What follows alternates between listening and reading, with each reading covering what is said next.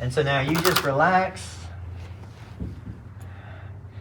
Now you used to have a lot of sensitivity. I have not seen you reacting like you used to. Nope. Awesome. The only sensitivity I've got is that little point right there. Okay. It's just a touchy spot. Okay. And I only mention it to let you know that that's a touchy spot. Yeah. Yeah. We're going to try something a little different for that spot today. So we're going to go back just a little bit. I can bring it back. You can feel that, Yep. right?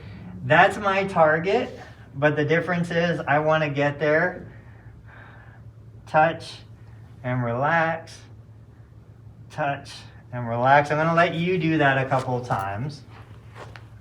So you kind of have to bring the leg out, not that way. Not that? No, I was just getting it here. I know.